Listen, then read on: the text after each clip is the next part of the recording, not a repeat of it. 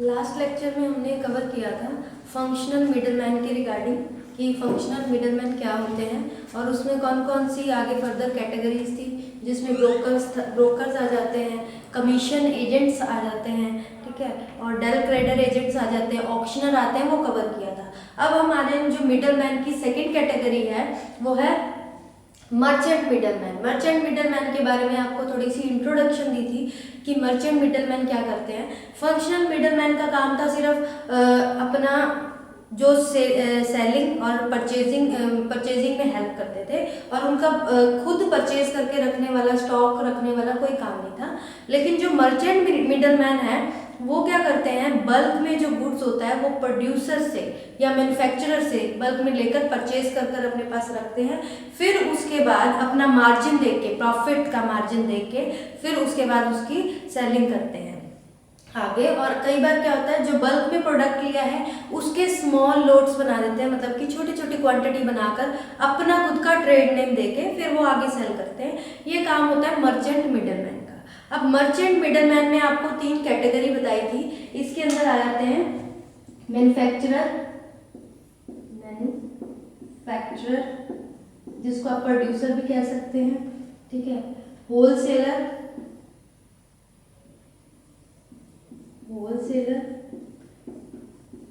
And retailer. ये 3 category बताई थी, ठीक है। इनको वन बाय वन करके स्टडी करेंगे। सबसे पहले हम होलसेलर के रिगार्डिंग स्टडी करेंगे कि होलसेलर क्या होता है। होलसेलर क्या होता है, सबसे पहले ये जो कैटेगरी है ये मर्चेंट मिडलमैन होता है। मर्चेंट मिडलमैन की कैटेगरी में आता है। मर्चेंट मिडलमैन की कैटेगरी में आता है। इसमें क्या है, ये एक तरह से लिंक क्रिएट करता है किसके बीच में, प्रोड्यूसर के बीच में, प्रोड्यूसर या फिर आप इसको मैन्युफैक्चरर भी कह सकते हैं, ठीक है, और रिटेलर के बीच में, ठीक है, एक लिंक क्रिएट करता है। क्योंकि इसके थ्रू जब रिटेलर के पास जाता है तो रिटेलर से ही कोई प्रोडक्ट आगे जो एक्चुअल कंज्यूमर है या कस्टमर है वो उसको वहां से परचेज कर लेता है, ठीक है। तो ये एक तरह का जो होलसेलर होता है वो मिडलमैन होता है, क्योंकि ये होलसेलर क्या करता है, बल्क में लार्ज क्वांटिटी में गुड्स परचेज कर लेता है प्रोड्यूसर से, ठीक है। प्रोड्यूसर यानी मैन्युफैक्चरर, कोई भी फैक्ट्री वाला है, फैक्ट्री में अपना सामान जो भी अपना प्रोडक्ट है वो प्रिपेयर कर रहा है, वहां से प्रोडक्ट ले लिया, बल्क में ले लिया, अलग अलग कंपनी या तो किसी पर्टिकुलर कंपनी से या अलग अलग कंपनी से वो उसने जैसे उसको रिक्वायर्ड है उसने अपने पास परचेज करके स्टोरेज करके रख लिया। उसके बाद जैसे जैसे रिटेलर की जो डिमांड होती है उस डिमांड पे उसने उसको सेल कर दिया वो प्रोडक्ट, ठीक है। एक काम होता है, ये फंक्शन होता है किसका, मर्चेंट मिडलमैन का, ठीक है। उसके बाद इसमें क्या होता है, जो फार्मास्यूटिकल प्रोडक्ट्स होते हैं, फार्मास्यूटिकल प्रोडक्ट्स में भी अब जो होलसेलर होते हैं वो होलसेलर क्या करते हैं, जो कंपनीज हैं, फार्मास्यूटिकल्स कंपनीज हैं, जैसे सन फार्मा हो गई, रेनबैक्सी हो गई, सिप्ला हो गई, जॉनसन एंड जॉनसन में भी, इस तरह की बहुत सारी कंपनीज हैं, ठीक है। वहाँ से अपना प्रोडक्ट है वो बल्क में लार्ज क्वांटिटी में अपने पास वेयर हाउस में स्टोर करके रखा, और जैसे जैसे आगे जैसे केमिस्ट है उनको रिक्वायर्ड होता है या फिजिशियन को रिक्वायर्ड होता है उनको सेल करता है, ठीक है, वो होलसेलर होता है। उस होलसेलर को जो क्या फार्मास्यूटिकल प्रोडक्ट्स के साथ डील करता है उसको कहा जाता है स्टॉकिस्ट। ये किसके साथ डील करता है, होलसेलर होता है कि किसका, होलसेलर ऑफ फार्मास्यूटिकल प्रोडक्ट्स।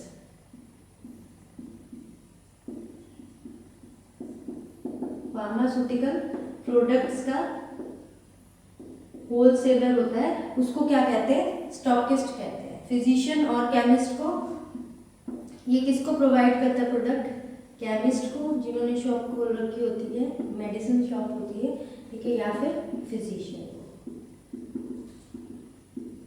जो भी ड्रग्स हैं वो प्रोवाइड करता है, मेडिसिन प्रोवाइड करता है। अब इसमें जो होलसेलर होते हैं इनकी भी कैटेगरी है, अलग अलग कैटेगरी के होलसेलर होते हैं। एक तो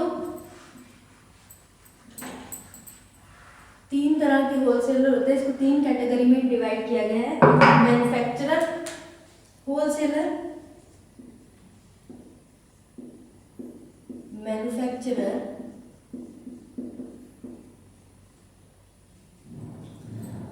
उसके बाद रिटेलर, होलसेलर, और उसके बाद होलसेलर प्रॉपर।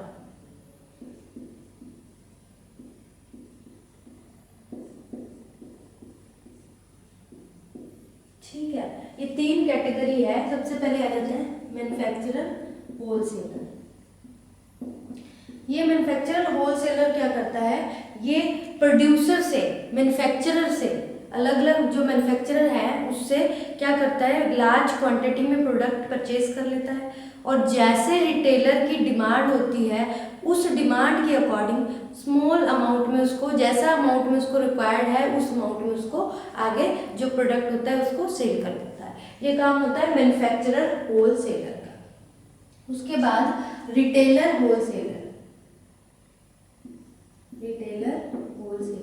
ये क्या करता है, ये जो रिटेलर होलसेलर है ना, ये मैन्युफैक्चरिंग कंपनी से, जो इंडस्ट्री है वहाँ से प्रोडक्ट परचेज करके, खुद की एक शॉप होती है तो वहाँ से कंज्यूमर को डायरेक्टली जो भी परचेज करना होता है वहाँ परचेज कर लेता है अपनी रिटेल के ऊपर। जैसे बहुत सारी ऐसी शॉप्स होते हैं जहाँ पे कहते हैं ये होलसेल की दुकान है, यहाँ पे जो रेट है वो जेन्युइन लगते हैं, रीजनेबल प्राइस पे हर चीज़ अवेलेबल है, वो होता है रिटेलर होलसेलर। मतलब कि वो रिटेलर का भी काम करता है और होलसेलर का भी काम करता है। रिटेलर का काम कैसे, उसने होलसेलर का काम कैसे किया, प्रोडक्ट को लार्ज क्वांटिटी में एक कंपनी से, एक इंडस्ट्री से, मैन्युफैक्चरर से परचेज कर लिया। और रिटेलर का काम कैसे किया, कस्टमर को रिटेल प्राइस पे प्रोवाइड कर दिया, डायरेक्टली जो कंज्यूमर है जिसको प्रोडक्ट चाहिए उसको उस रिटेल प्राइस पे उसको वो प्रोवाइड कर दिया। तो ये होलसेलर और रिटेलर दोनों का काम करता है। ठीक है, उसके बाद आ गया होलसेलर प्रॉपर। जो प्रॉपर होलसेलर है वो क्या करेगा, वो लार्ज क्वांटिटी में बाइंग और परचेजिंग करेगा और फिर उसको डिस्ट्रीब्यूट, ये नहीं कि छोटी भी लार्ज क्वांटिटी में परचेज कर लिया और स्मॉल क्वांटिटी में उसको आगे सेलिंग कर दी उसकी, ऐसा नहीं है। इसमें लार्ज क्वांटिटी में ही परचेज करेगा और उसमें लार्ज क्वांटिटी में ही आगे रिटेलर को या फिर डिस्ट्रीब्यूटर को प्रोवाइड करेगा, वो भी लार्ज क्वांटिटी में, स्मॉल क्वांटिटी में नहीं कि ऐसा भी जितनी रिटेलर की डिमांड है वो डिस्ट्रीब्यूटर्स है उनको आगे डिस्ट्रीब्यूट कर देगा। ठीक है, प्रोवाइड करेगा। ये है होलसेलर प्रॉपर। ये 3 टाइप्स हो गए। अब बात करें इनकी फंक्शंस की, भी इसके क्या फंक्शंस होते हैं। जो होलसेलर होता है, 1 बाय 1 करके इनके फंक्शन स्टडी करेंगे। Functions of wholesaler.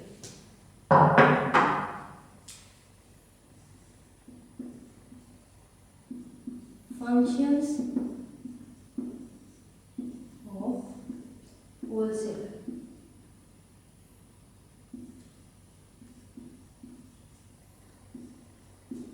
क्या फंक्शन होते हैं इनके, 1 बाय 1 करके। सबसे पहला जो फंक्शन होता है वो है असेंबली।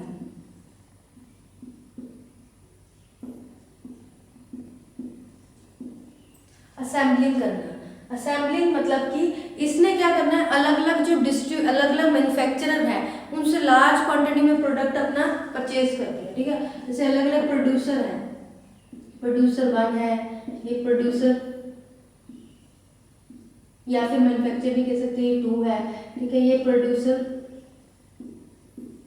3 है। इसने क्या किया, इन सब से क्या कर लिया, परचेज कर लिया अपना प्रोडक्ट। ठीक है, परचेज किया लार्ज क्वांटिटी में। ठीक है, लार्ज क्वांटिटी या फिर बल्क में।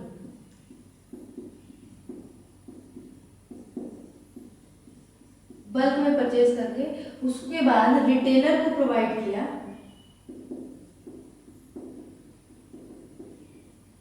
रिटेलर को उसकी डिमांड के अकॉर्डिंग उसको प्रोवाइड कर दिया। अब जो रिटेलर है इसने अलग अलग जो इंडस्ट्री है, अलग अलग इंडस्ट्री का प्रोडक्ट अपने पास रख रखा है, तो इसने रिटेलर की अगर डिमांड है कि मुझे उस कंपनी का कोई प्रोडक्ट चाहिए तो वो भी प्रोवाइड कर देगा। उस कंपनी का जितना उसकी डिमांड है उसके अकॉर्डिंग हर तरह का प्रोडक्ट वो अवेलेबल करवा सकता है।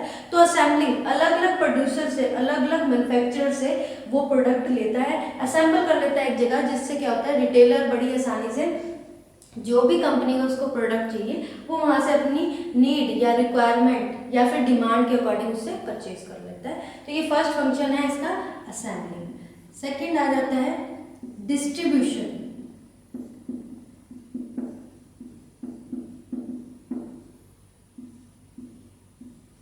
अब जो रिटेलर हैं वो क्या है, अलग अलग जगह पे अलग अलग तरह के रिटेलर्स हैं, ठीक है। तो इसके पास बल्क में प्रोडक्ट है, तो हर तरह के रिटेलर को वो प्रोडक्ट अवेलेबल करवाता है।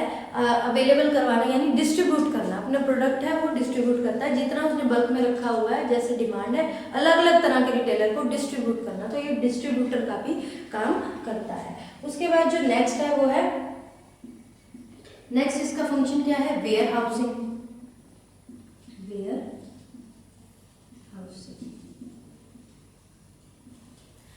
देखो हमेशा कोई भी प्रोडक्ट है, ठीक है, उसकी प्रोडक्शन में और कंजप्शन में, कोई भी प्रोडक्ट है उसकी प्रोडक्शन हो रही है, ठीक है, प्रोडक्शन होने के बाद उसके अंदर उसकी कंजप्शन हो रही है, उसके अंदर कुछ ना कुछ टाइम गैप होता है।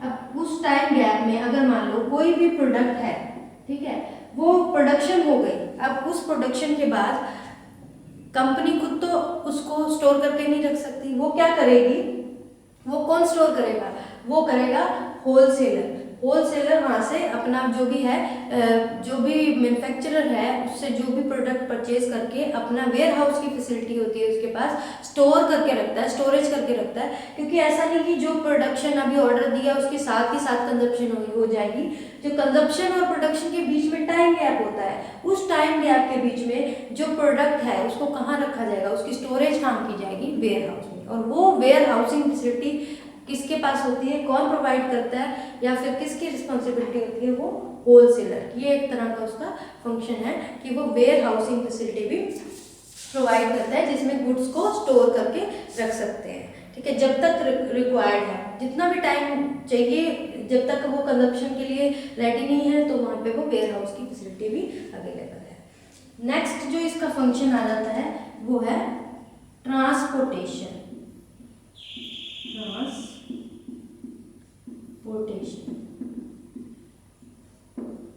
ठीक है, ट्रांसपोर्टेशन में क्या है, अब ये और क्या फैसिलिटी प्रोवाइड कर सकता है ट्रांसपोर्टेशन की, ठीक है। अब जो प्रोडक्ट है एक कंपनी से होलसेलर के पास कैसे आएगा, वेयर हाउस में कैसे पहुंचेगा, ट्रांसपोर्टेशन के लिए उसके खुद के या तो वो ट्रक्स वगैरह का अरेंजमेंट, खुद की कुछ होलसेलर अपने खुद के वो ट्रक्स वगैरह रखते हैं जिससे वो शिफ्टिंग कर सकते हैं, ट्रांसपोर्ट कर सकते हैं प्रोडक्ट को, ठीक है, कंपनी से वेयर हाउस में और वेयर हाउस से रिटेलर को, ठीक है। तो ट्रांसपोर्टेशन की फैसिलिटी भी ये प्रोवाइड करते हैं, ठीक है। प्रोडक्शन एरिया से कहाँ जाता है, वेयर हाउस में, और वेयर हाउस से कहाँ जाता है, रिटेलर में।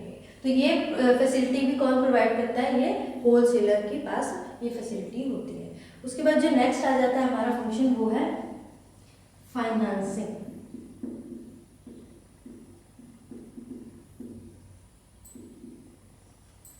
फाइनेंसिंग में क्या होता है, अब कोई भी कंपनी है, ठीक है, उसको क्या करता है, जो भी बल्क में ऑर्डर देता है होलसेलर कि मुझे ये प्रोडक्ट की रिक्वायरमेंट है, तो वो बल्क में प्रोडक्ट का ऑर्डर देता है, तो वो ऑर्डर के साथ विद एडवांस भी देता है, तो वो एक तरह से फाइनेंसिंग फैसिलिटी देता है, किसको, प्रोड्यूसर को, मैन्युफैक्चरर को, ठीक है।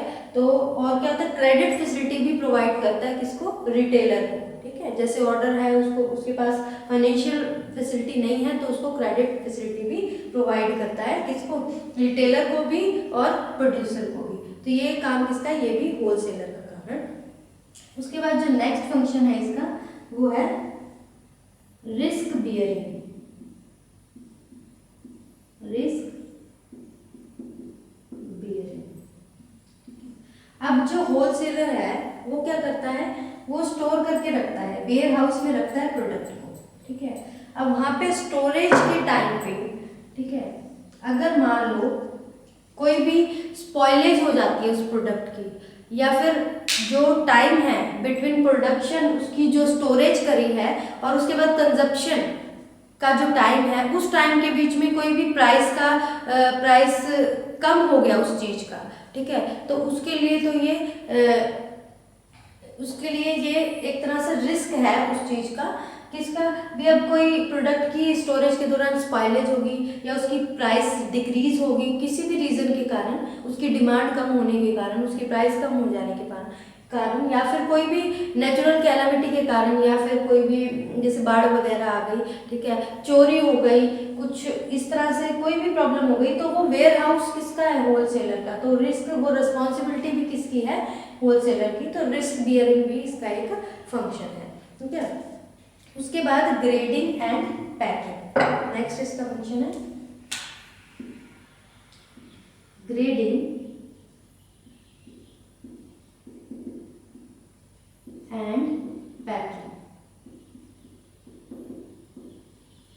जो होलसेलर होते हैं वो प्रोड्यूसर से बल्क में प्रोडक्ट परचेज करते हैं, लार्ज क्वांटिटी में परचेज करते हैं और स्मॉल अमाउंट में वो अवेलेबल करवाते हैं टू रिटेलर को, ठीक है।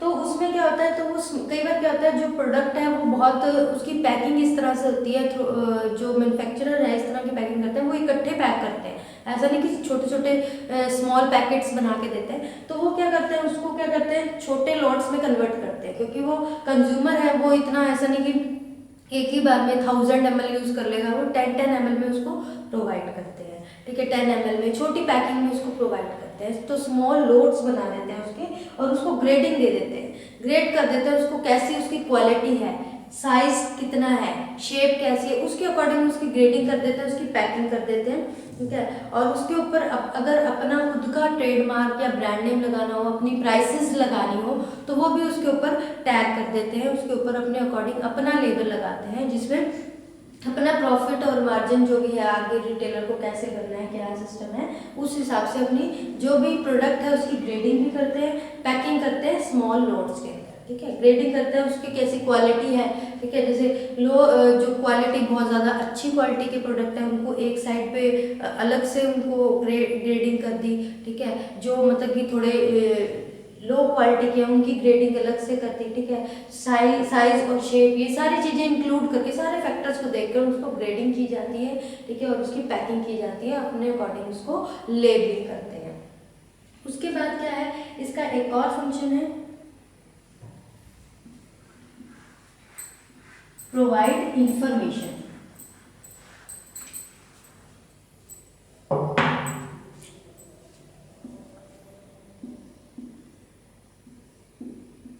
प्रोवाइड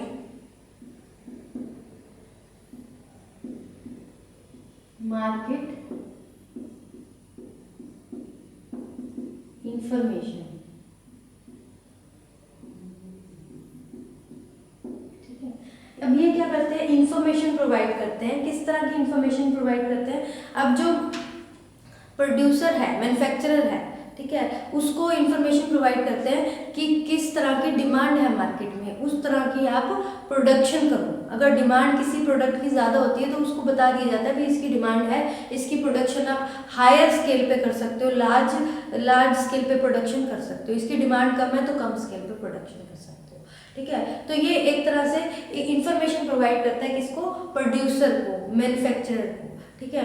और रिटेलर को भी ये इंफॉर्मेशन प्रोवाइड करता है। जैसे कोई भी कंपनी है, उसने कोई अपना नया प्रोडक्ट लॉन्च किया है, तो उसके रिगार्डिंग रिटेलर को बताता है कि ये नया प्रोडक्ट है, ठीक है, ये अवेलेबल है मार्केट में, आप इसको भी आप आगे इसकी भी सेल कर सकते हो। तो ये इन्फॉर्मेशन दोनों को प्रोवाइड करता है, मैन्युफैक्चरर को भी और रिटेलर को भी, क्योंकि ये दोनों के बीच में एक तरह का लिंक है। मैन्युफैक्चरर, जिसको प्रोड्यूसर भी कहते हैं, और रिटेलर के बीच में एक लिंक है, जिसके कारण क्या होता है, ये दोनों को ही इंफॉर्मेशन प्रोवाइड करता है, ठीक है। ये थे इसके फंक्शंस, इसके होलसेलर के, कि क्या क्या फंक्शन है इसके। असेंबलिंग करता है, distribution, warehousing, transportation, financing facility provide करता है, रिस्क बियरिंग भी करता है, grading, packing and provide market information. अब ये किसको क्या क्या सर्विसेज प्रोवाइड करता है, ठीक है, ये तो इसके फंक्शंस थे। अब ये सर्विसेज किस किस को प्रोवाइड करता है? मैन्युफैक्चरर को, रिटेलर को और कंज्यूमर को।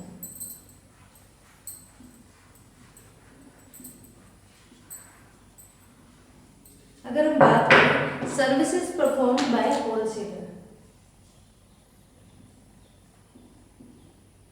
Services by wholesaler, wholesaler. कौन कौन सी सर्विसेज देते हैं, किस किस को, मैन्युफैक्चरर को, रिटेलर को और कंज्यूमर को।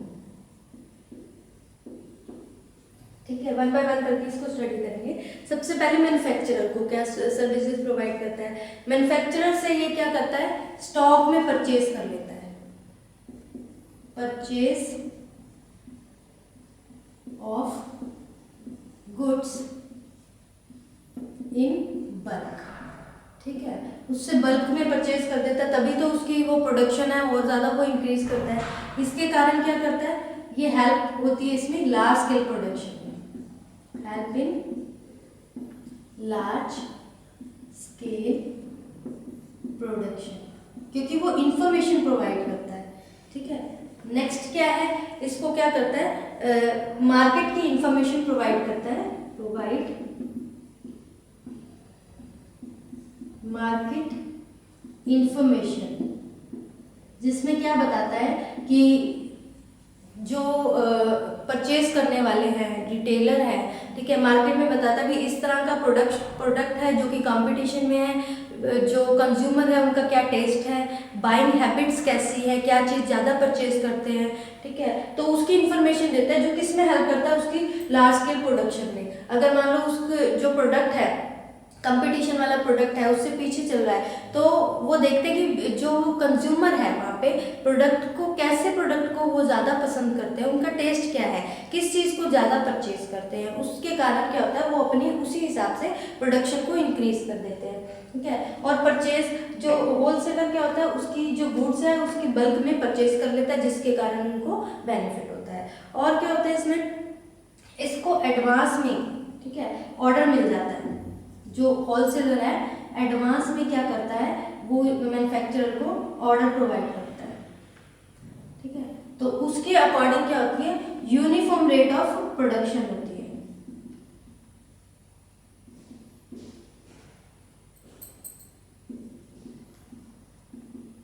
मैन्युफैक्चरर यूनिफॉर्म रेट की प्रोडक्शन कर सकता है, क्योंकि उसको सब कुछ टाइम से ही पता चल जाता है कि एडवांस में ये ऑर्डर इतना बनाना है, उसके हिसाब से सारा काम जो होते हैं बहुत ही स्मूथली चलता है। ठीक है, ये होलसेलर इसको ये सर्विसेज प्रोवाइड करता है। उसके बाद आता है नेक्स्ट रिटेलर, इससे परचेज करके इसको क्या करता है, गुड्स को सेल कर देता है, सेलिंग कर देता है। ठीक है, अकॉर्डिंग टू डिमांड, इसकी डिमांड के अकॉर्डिंग, डिमांड और नीड, जितनी उसको ज़रूरत होती है। अब उसके पर्टिकुलर कुछ एरिया में होते हैं, अलग अलग एरिया में जो कंज्यूमर होते हैं अलग अलग तरह के प्रोडक्ट को चूज़ करते हैं कि ये कुछ चीज़ें एक जगह पे ज़्यादा रिक्वायरमेंट होती है, तो उसके अकॉर्डिंग जैसे डिमांड है मार्केट में, जैसे जो लोग जिस प्रोडक्ट को ज़्यादा पसंद करते हैं उसकी ज़्यादा सेल होती है, तो उसके अकॉर्डिंग वो जो रिटेलर है अपनी डिमांड के अकॉर्डिंग ले लेता है होलसेलर से। ऐसा नहीं कि बल्क में तो होलसेलर परचेज करता है, वो डिमांड के अकॉर्डिंग जो भी प्रोडक्ट चाहिए वो ले लेता है। ये सर्विसेज प्रोवाइड करता है रिटेलर को। अब इसमें और क्या इंफॉर्मेशन देता है इसको,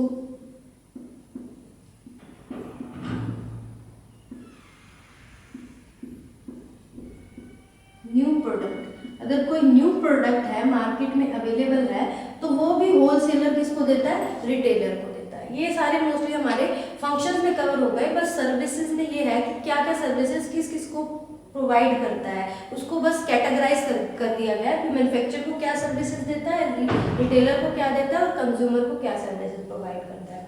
और क्या करता है, इसको क्रेडिट फैसिलिटी भी प्रोवाइड करता है। क्रेडिट फैसिलिटी ये भी हमने फंक्शन में किया है। Risk bearing,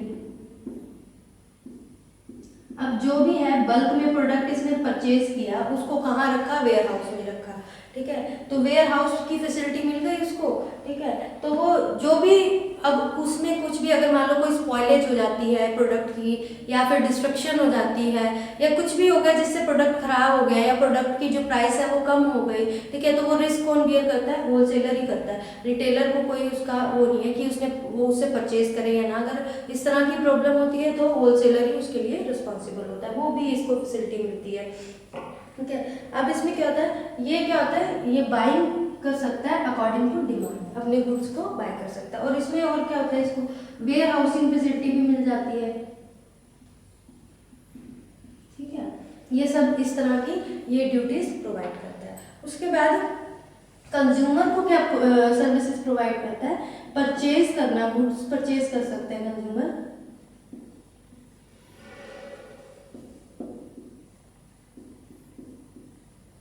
eight reasonable price.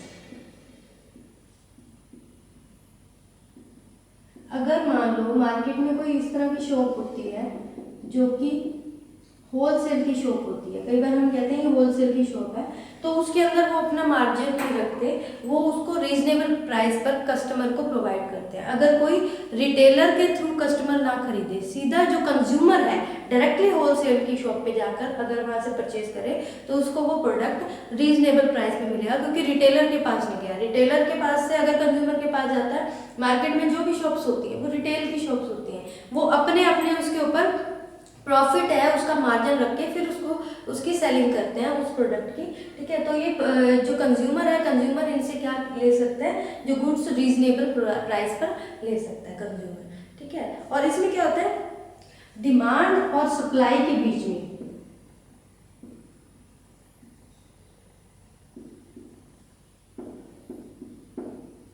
एक बैलेंस क्रिएट करता है।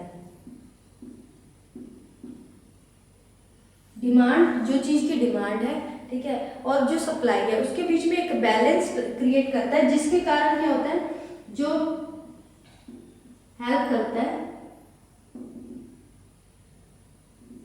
To stabilise the price of product, ठीक है। अब ये भी एक तरह से फैसिलिटी जो सर्विसेज परफॉर्म कर रहा है, ठीक है, होलसेलर कंज्यूमर को क्या सर्विसेज प्रोवाइड कर रहा है, जो डिमांड है और जो सप्लाई है, ठीक है। मतलब कि ये जो स्मूथ है, ऐसा नहीं कि डिमांड ज़्यादा है सप्लाई हो नहीं रही, पीछे से प्रोडक्ट आ ही नहीं रहा, ठीक है, या फिर सप्लाई हो रही है लेकिन उस चीज़ की डिमांड ही नहीं है, एक्सेस में बन रहा है। तो ये जो होलसेलर है ना, ये इंफॉर्मेशन प्रोवाइड करता है रिटेलर को भी और मैन्युफैक्चरर को भी अबाउट द प्रोडक्ट, एक प्रोडक्ट के बारे में कि ये प्रोडक्ट इसकी कितनी डिमांड है, उसके अकॉर्डिंग जो मैन्युफैक्चरर है वो प्लान करता है प्रोडक्शन के रिगार्डिंग, ठीक है, अभी कितना प्रोडक्ट प्रोड्यूस किया जाए, और रिटेलर को भी पता लग जाता है कि किस तरह का प्रोडक्ट अवेलेबल है। उनके बीच में बैलेंस होने के कारण जो प्रोडक्ट की जो प्राइस है वो स्टेबल रहती है। वो स्टेबिलिटी रहने से बेनिफिट किसको है, कंज्यूमर को बेनिफिट है, प्राइस राइज नहीं करेगी, उसको रीजनेबल प्राइस पे वो प्रोडक्ट अवेलेबल हो जाता है, ठीक है। ये सर्विसेज थी जो कि होलसेलर इसको प्रोवाइड करता है मैन्युफैक्चरर को, रिटेलर को और कंज्यूमर को। वैसे ही हमने सारी फंक्शंस के अंदर पढ़ ली थी, लेकिन इसके अंदर कैटेगराइज कर दिया गया, 3 डिवीजन के अंदर कैटेगराइज कर दिए भी किसको क्या क्या सर्विसेज प्रोवाइड करता है। हमारा होलसेलर कंप्लीट हो गया। नेक्स्ट जो हमारा टॉपिक है वो रिटेलर है, वो नेक्स्ट लेक्चर में